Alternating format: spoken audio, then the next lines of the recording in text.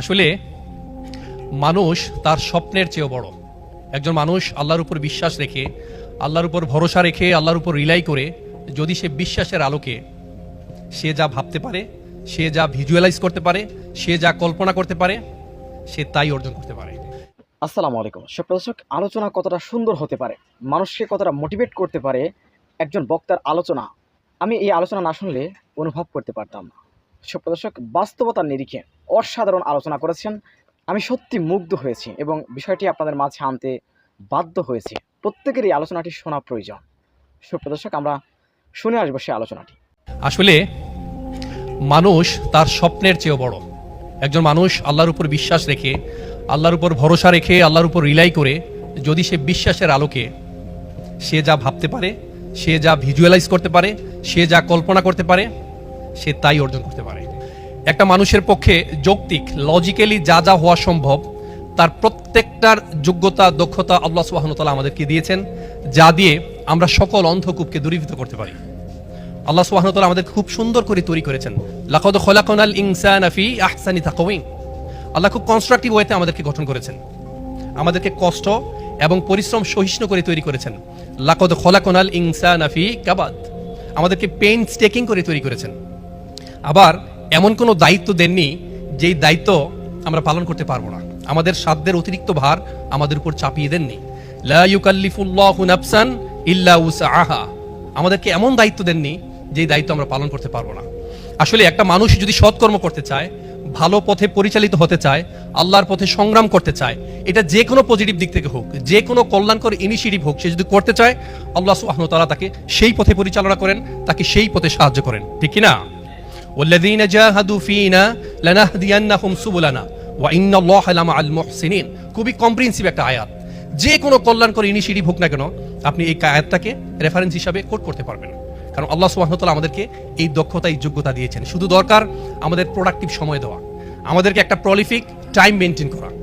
যদি আমরা সময় দিতে পারি, আসলে নিজেকে সময় দেওয়া, নিজের পরিবারকে সময় দেওয়া, এবং যেই সৎসঙ্গে আপনি লীন হয়েছেন বা লীন হবেন, সেই সঙ্গ যদি আপনাকে জান্নাত পর্যন্ত পৌঁছে দেয়, সেই নিজের জন্য, নিজের পরিবারের জন্য এবং সেই সৎসঙ্গের জন্য সময় ইনভেস্ট করা হচ্ছে সবচেয়ে বড় ইনভেস্টমেন্ট।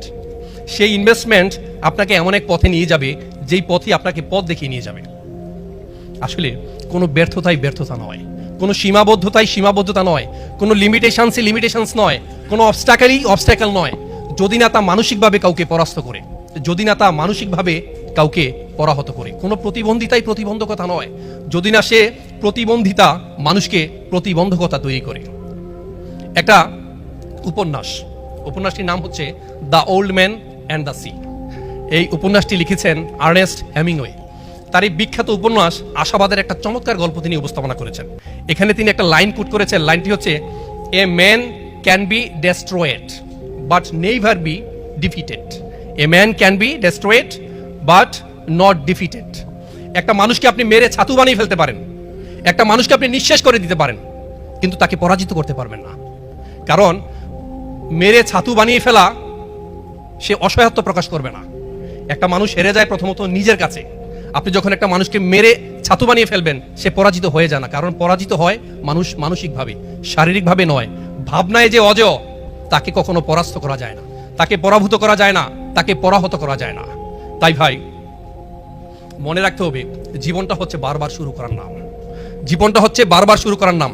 পৃথিবীতে যত সফলতা, যত উন্নয়ন আমরা দেখছি, তার প্রত্যেকটাই কিন্তু ব্যর্থতার যোগফল। তাই কোনো ব্যর্থতা নয়। মনে রাখতে হবে, জীবন যে কোনো সময় থেকে শুরু করা যায়, যে কোনো স্থান থেকে শুরু করা যায়, যে কোনো বয়স থেকে শুরু করা যায়। Life can be started from any place, anywhere, any time, and we will have to start our life from the very beginning. জীবনকে যে কোনো বয়স থেকে শুরু করা যায়, তবে জীবনকে সবসময় শূন্য থেকে শুরু করতে হয়। অনেক কিছু দিয়ে জীবনকে শুরু করা যায় না। জাতির সম্মানিত শ্রেষ্ঠরা হওয়ার আমরা একটা বিষয় খুব খেয়াল করতে হবে, আমাদের মধ্যে যেন কোনো নেতিবাচকতা না আসে, আমাদের মধ্যে যেন কোনো হতাশা না আসে। লা তাহজান ইন্নাল্লাহা মা'ানা। Don't be sad, don't be frustrated, don't be disappointed. Always rely on Allah, because Allah is always with us, Allah is watching us. Allah আমাদেরকে দেখছেন, আল্লাহ আমাদের সাথেই আছেন। কখনো হতাশাগ্রস্ত হওয়া যাবে না। বরং যারা হতাশাগ্রস্ত হয়, যারা নেগেটিভ অ্যাটিটিউড দেখায়, যারা সবসময় শয়তানের পা কিন্তু থাকে পেছনের দিকে, যারা আপনাকে সবসময় পেছনের দিকে নিয়ে যেতে চায় তাদেরকে খুব সচেতনভাবেই just try to avoid them, তাদেরকে সচেতনভাবেই অ্যাভয়েড করবেন। কবি নজরুল খুব সুন্দর করে একটা কথা বলেছেন, বিশ্বাস ও আশা নাই যার, যেও না তার কাছে, নড়াচড়া করে তবুও সে মরা, জ্যান্ত সে মরিয়াছে।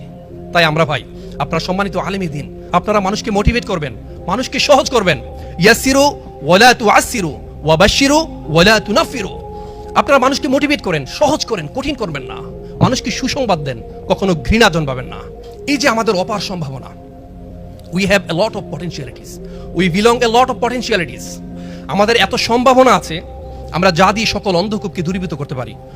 মোহতারাম কাজী দ্বীন মোহাম্মদ হাফিজাহুল্লাহ কথা বলে গিয়েছেন আমাদের ডক্টর হিফজুর রহমান, তার আগে বলেছেন আমাদের পীর সাহেব মুস্তাক ফয়েজি সাহেব, আমার পরে কথা বলবেন শায়েখ মোল্লা নাজিমউদ্দিন হাফিজাহুল্লাহ। অত্যন্ত চমৎকার করে কথা বলে গিয়েছেন এবং বলেছেন এই যে আমাদের গুরুত্বপূর্ণ সময়টা, আমাদের পক্ষে অনেক কিছুই করা সম্ভব।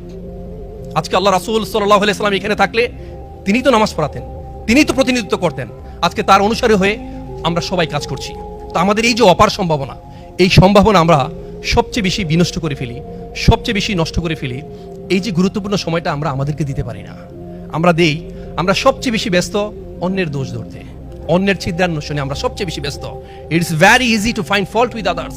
এমন হতে পারে একটা লোক সমাজে খুবই দূষণীয় ব্যক্তি, তিনি মারাত্মক লেভেলের তার সমস্যা রয়েছে, তিনি জালিমের মতো আচরণ করেন, তার লেনদেন সুন্দর না, তিনি পরকীয়া করেন, তিনি মারাত্মক লেভেলের খুব মিথ্যা কথা বলেন। যদি এমন হয় বা অন্য কোনো সন্ত্রাসী কর্মকাণ্ডে যদি তিনি লিপ্ত থাকেন, তার ব্যাপারে আপনি নসিহত করতে পারেন, তার ব্যাপারে আপনি সমাজকে সচেতন করতে পারেন।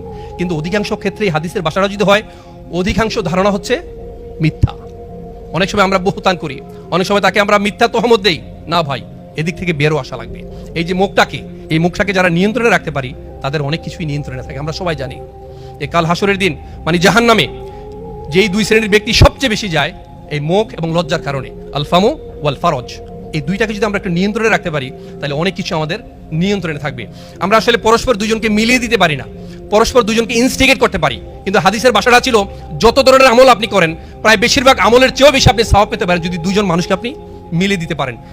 ইসলাহু যাতিল বাইন, যদি দুজনকে আমরা মিলিয়ে দিতে পারি। তো ভাই, আমরা যেন এই মুখটাকে একটু নিয়ন্ত্রণে রাখতে পারি। যিনি চুপচাপ থাকেন তিনি কিন্তু নাজাত পান।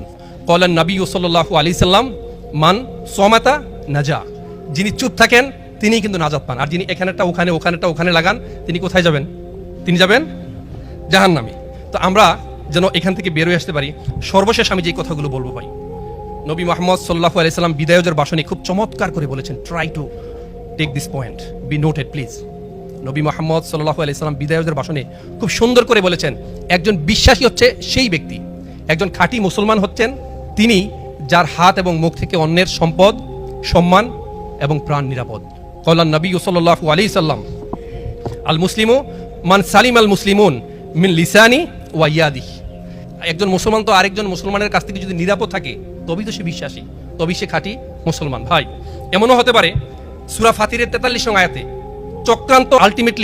চক্রান্তকারীকে ঘিরে ফেলে, ষড়যন্ত্র আলটিমেটলি ষড়যন্ত্রকারীকেই সর্বনাশ করে ফেলে। আমি সর্বশেষ একটা কথা বলি, আল্লাহ সুবহানাহু ওয়া তাআলা যাকে সম্মানিত করতে চান, তার আশেপাশের কিছু মানুষের মুখের জিহ্বাকে লম্বা করে দেন। আমরা কি আল্লাহর সেই সম্মানিত মানুষের সাথে থাকতে চাই, নাকি ওই যে জিহ্বা যাদের লম্বা করে দেন তাদের দলে থাকতে চাই? ভাই, আল্লাহ রাসূল সাল্লাল্লাহু আলাইহি সাল্লাম ইসলাম প্রচার করতে গিয়ে তো বিতাড়িত হয়েছেন, আর আমরা হয়েছে সেলিব্রিটি। আমার মতো একজন নিরীহ মানুষকে, অসহায় মানুষকে, এই বিশেষ করে মিডিয়ার কারণে সারা বাংলাদেশে এখন শায়েখ বনে পরিণত করে ফেলেছেন। ফোন ধরতে আমি তো অস্থির হয়ে গেছি। আমরা হয়ে গেছি সেলিব্রিটি, আর নবী মুহাম্মদ সাল্লাল্লাহু আলাইহি সাল্লাম তারা হয়েছেন বিতাড়িত, তারা শহীদ হয়েছেন, তারা জখম হয়েছেন। আল্লাহ যদি আমাদেরকে ক্ষমা করেন। আর ফাইনালি খেয়াল রাখবেন, একটা সেই আয়াতের দিকে আমি মনোযোগ দেব, ওয়া ইয়ামসাসকাল্লাহু বিদুররিন ফালা কাশিফা লাহু ইল্লাহু ওয়া ইয়ামসাসকা বিখাইরিন ফাহুয়া আলা কুল্লি শাইইন কাদির। আল্লাহ যাকে অকল্যাণকর কিছু করতে চান, আপনারা সবাই মিলে কিন্তু এটা রদ করতে পারবো না। আর আল্লাহ যাকে ভালো কিছু করতে চান, কল্যাণকর কিছু করতে চান, সেটাও বন্ধ করার কোনো সুযোগ আমাদেরকে থাকবে না।